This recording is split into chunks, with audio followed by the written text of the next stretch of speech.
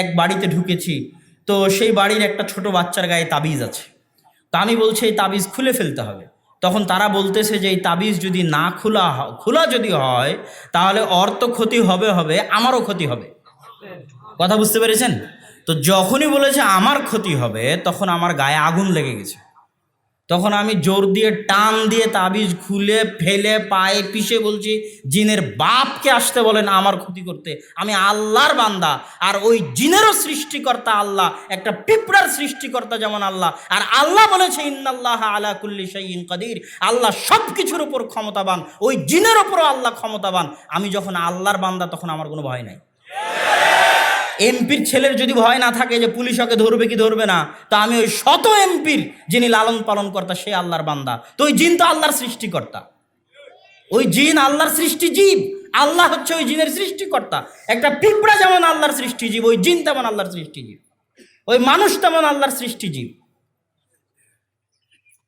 যে একবার তাবিজকে ভয় পেয়ে গেল, যে একবার জিনকে ভয় পেয়ে গেল, যে একবার কবরের সামনে মাথা নত করে ফেললো, ও অবশ্যই একদিন আমেরিকা ইসরায়েলের গোলামি করবে। ও অবশ্যই একদিন ভারতের গোলামি করবে, দাসত্ব করবে। ও অবশ্যই অমুসলিমদের পায়ের নিচে মাথা নত করবে, টাকার সামনে বিক্রি হয়ে যাবে, ক্ষমতার সামনে বিক্রি হয়ে যাবে, দাসত্বের জীবন যাপন করবে। আর যে কোনো দিন তাবিজ, কবজ, মাদুলি ইত্যাদি, কবর পূজা, মাজার পূজা ইত্যাদির সামনে মাথা নত করেনি, 100তে 100 আল্লাহর দাস, আল্লাহর গোলাম, ওকে পৃথিবীর কোনো শক্তি কিনতে পারবে না। ও পারমাণবিক বমের চেয়ে শক্তিশালী, ওর ভাগ্যে বিজয় লেখা আছেই। ও যদি একাই থাকে তবুও ও হচ্ছে ইব্রাহিমের মতো। অতএব মুসলমানকে আসল স্বাদ নিতে হবে, তাওহীদের স্বাদ। তাওহীদের স্বাদ পৃথিবীতে সবচেয়ে মজার, সবচেয়ে আসল স্বাদ। আপনাকে পৃথিবীর সব দাসত্ব থেকে মুক্ত করে দিবে, পূর্ণ আজাদ করে দিবে।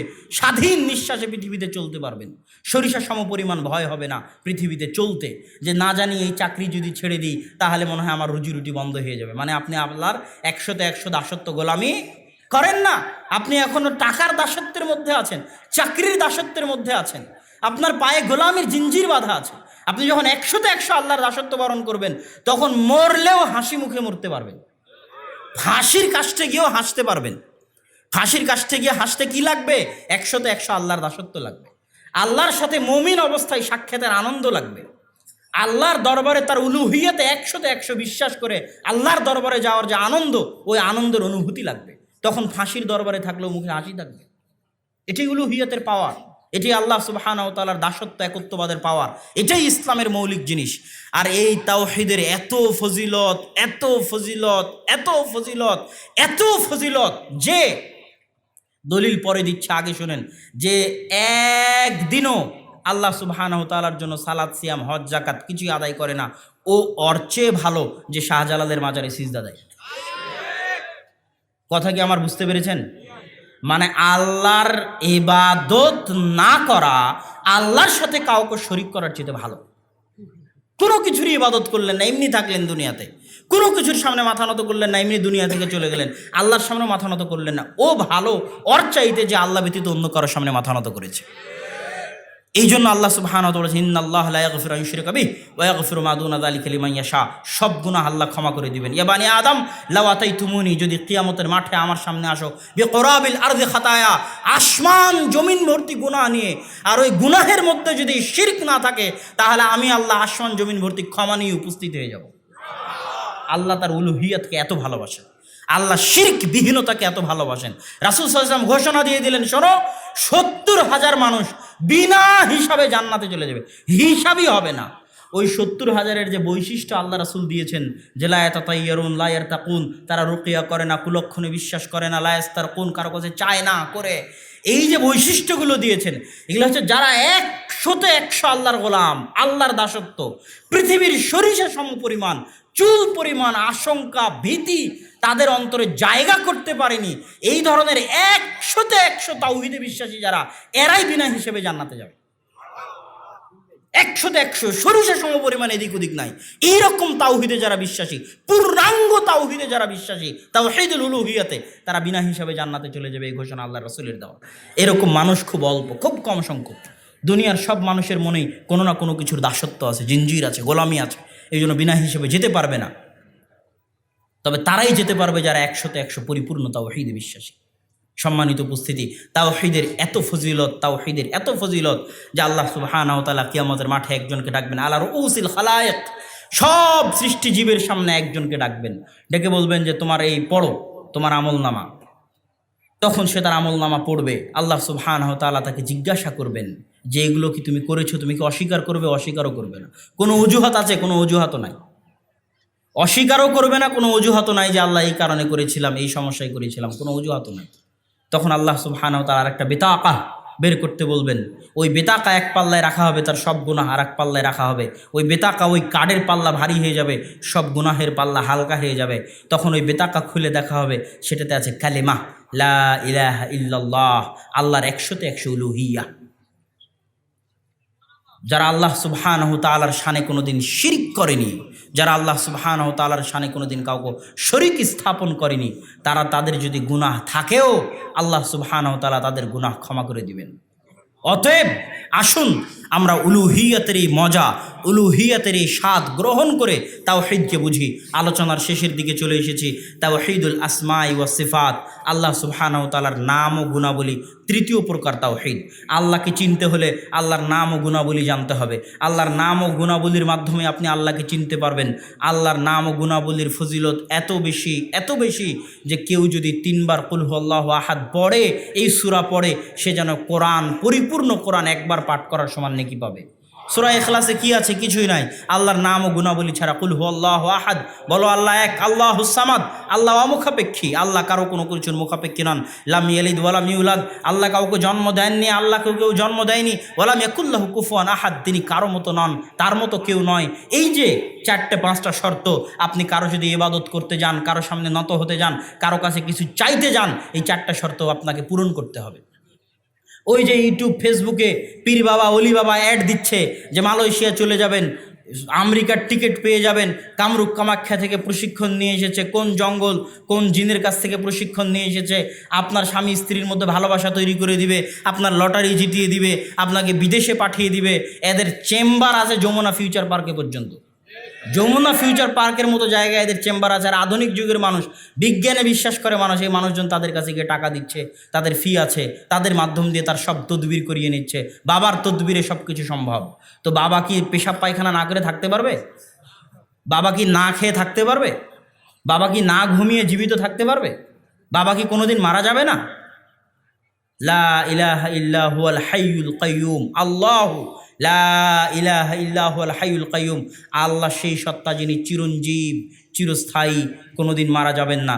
লা তাখুযুহু সিনাতুন ওয়ালা নাওম, তাকে কোনোদিন ক্লান্ত স্পর্শ করে না, তন্দ্রা স্পর্শ করে না।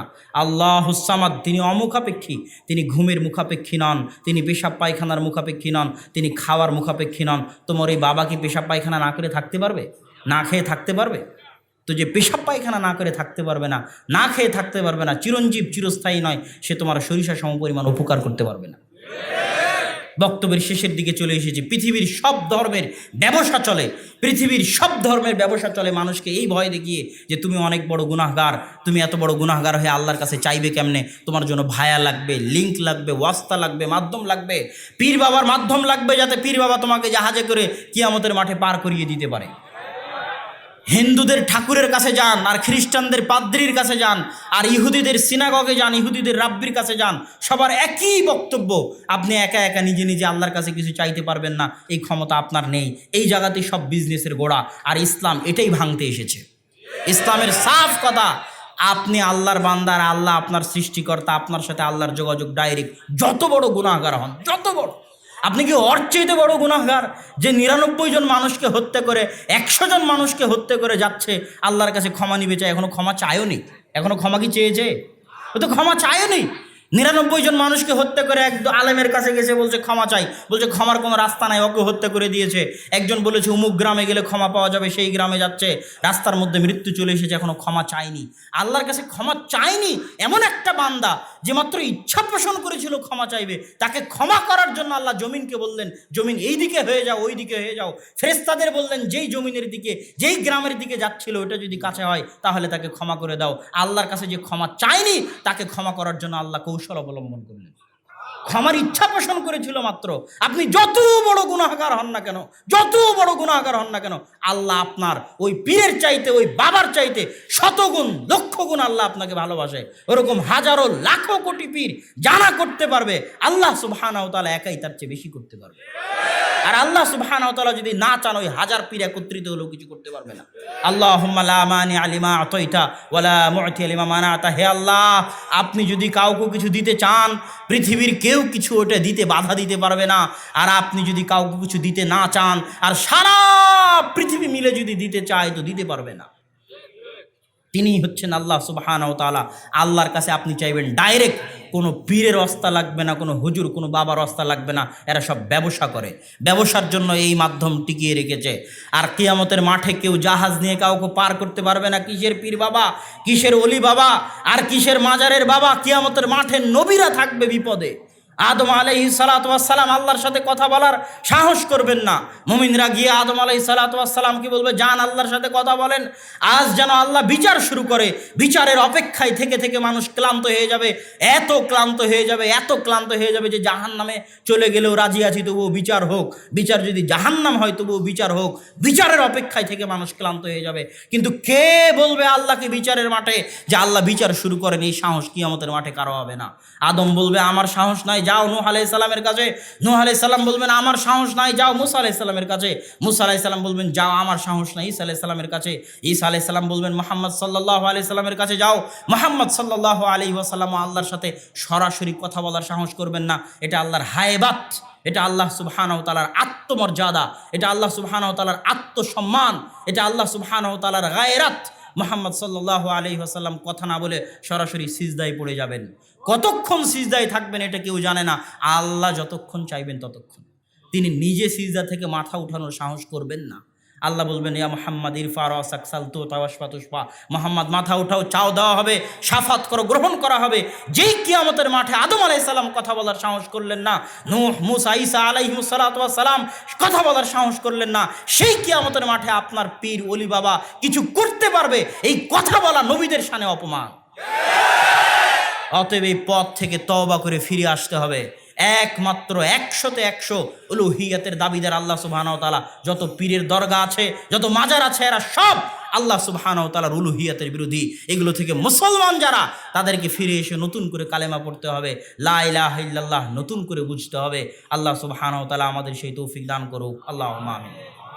সম্মানিত উপস্থিতি, বক্তব্যের শেষে আপনাদের নিকট দুটি আবেদন রেখে আমি আমার বক্তব্য শেষ করছি। একটা আবেদন হচ্ছে, যারা ব্রাহ্মণবাড়িয়ার মতো জায়গায় পবিত্র কোরআন এবং সহিহ হাদিসের দাওয়াত দিয়ে যাচ্ছেন, সেটা কসবা তাওহিদ ফাউন্ডেশনের অধীনে হোক, অথবা আরও দিনী ভাই যারা কোরআন সুন্নাহ ফাউন্ডেশন, আমাদের জেদ্দার সাইদ ভাই সহ আরও যারা আছেন কোরআন সুন্নাহ ফাউন্ডেশনের অধীনে দাওয়াতি কাজ করছেন, আমি সকলকে, সেটা যে ফাউন্ডেশনের অধীনেই হোক, যারাই দাওয়াতি কাজে জড়িত আছেন, আজকের কসবা তাওহিদ ফাউন্ডেশনও এই বিশাল সম্মেলনের আয়োজন করেছে, সকলকে বলবো, আপনারা মসজিদ ভিত্তিক ইসলামের এই দাওয়াতকে প্রচার করুন। তাওহীদের এই দাওয়াতের প্রচারে এগিয়ে যান ইখলাসের সাথে। যদি ইখলাস না থাকে, আপনার দাওয়াত টিকবে না, দাওয়াত হারিয়ে যাবে। যদি আপনার পিছনে টাকার লোভ থাকে, নেতৃত্বের লোভ থাকে, ক্ষমতার লোভ থাকে, সম্মানের লোভ থাকে, কমিটির ভয় থাকে, নেতা নেত্রীর ভয় থাকে, আপনি দাওয়াতের মাঠে টিকতে পারবেন না। আপনার দাওয়াত সাময়িক মানুষকে আনন্দ দিতে পারে, সাময়িক মানুষের কাছে জনপ্রিয় হয়ে যেতে পারে, কিন্তু স্থায়ী কোনো কার্যকর বলে গণ্য হবে না। আপনার দাওয়াত তখনই স্থায়ী হবে যখন আপনি ইখলাসের সাথে দাওয়াত দিবেন। আর দাওয়াত দিতে গিয়ে সবচেয়ে যেটা বেশি মাথায় রাখতে হবে, সেটা হচ্ছে কাউকে আঘাত দিয়ে কথা বলা যাবে না। আঘাত দিয়ে কথা বললে দাওয়াতের পরিবেশ নষ্ট হয়ে যায়। আঘাত দিয়ে কথা বলা যাবে না। আল্লাহ রাসূল সাল্লাল্লাহু আলাইহি ওয়াসাল্লাম চাইলে হিরাক্লিয়াসকে বলতে পারতেন, হিরাক্লিয়াস, হে কাফের হিরাক্লিয়াস, তুমি ইসলাম গ্রহণ করো। আল্লাহ রাসূল এটা বলেননি। আল্লাহ রাসূল বলেছেন, আজিম আর রোম, হে রোমের মহান সম্রাট, তোমাকে ইসলাম গ্রহণের দাওয়াত দিচ্ছি। তাকে মহান সম্রাট বলে আল্লাহ রাসূল ক্ষমা দেখিয়ে তার সম্মান দেখিয়েছেন। মুসা আলাইহিস সালাতু ওয়াস সালামকে আল্লাহ বলেননি যে যাও ফেরাউনকে গিয়ে বলে, এই ফেরাউন, এই কাফের ফেরাউন, মুশরিক ফেরাউন, তুই যদি ইসলাম গ্রহণ না করিস এই করবো সেই করবো, ইসলাম গ্রহণ কর। তা না বলে আল্লাহ বলেছেন তুমি নরম ভাষায় ফিরাউনের সাথে কথা বলবে। অত বড় কাফের হওয়ার পরেও, অত বড় পাপিষ্ঠ হওয়ার পরেও আল্লাহ নরম ভাষায় কথা বলতে বলেছেন। তাই আপনারা যেহেতু ব্রাহ্মণবাড়িয়াতে আছেন, আশেপাশে যারা আছে যতার যেই হোক না কেন, তাদের সাথে নরম ভাষায় আন্তরিকতার সাথে আপনাদেরকে দাওয়াতি কাজ করতে হবে, ইখলাসের সাথে দাওয়াতি কাজ করতে হবে, জীবন বাজি রেখে দাওয়াতি কাজ করতে হবে। আর আপনাদের সকলের প্রাণের প্রিয় প্রতিষ্ঠান আল জামিয়া সালাফিয়া রূপগঞ্জ নারায়ণগঞ্জে আগামী 4-5 মার্চ রোজ বৃহস্পতি শুক্রবার সালাফি কনফারেন্স, আমার পক্ষ থেকে, আব্বুর পক্ষ থেকে, জামিয়া সালাফিয়ার পক্ষ থেকে আপনাদের সকলের দাওয়াত থাকলো। আশা করি ইনশাল্লাহ যাবেন, কি বলেন? ইনশাআল্লাহ আল্লাহ সুবহানাহু ওয়া তাআলা আপনাদেরকে কবুল করুক। যাওয়ার সময় মাসিকুল ইতিসাম এবং আমার একটা নতুন বই রিজিক যদি থাকে তাহলে নিয়ে যাওয়ার চেষ্টা করবেন। আল্লাহ সুবহানাহু ওয়া তাআলা আমাদের সকলকে তাওহীদ বুঝে, তাওহীদের উপর যেন আল্লাহ আমাদের মৃত্যু দান করে, আল্লাহুম্মা আমিন। এবং সকল মুসলমানকে যেন আল্লাহ তাওহীদ বুঝার তৌফিক দান করে, আল্লাহুম্মা আমিন। ওয়া আখিরু দাওয়ানা আনিল হামদুলিল্লাহি রাব্বিল আলামিন। আসসালামু আলাইকুম ওয়া রাহমাতুল্লাহি ওয়া বারাকাতুহু। আলহামদুলিল্লাহ, এতক্ষণ পর্যন্ত আমরা শেখ আব্দুল রাজ্জাক সাহেব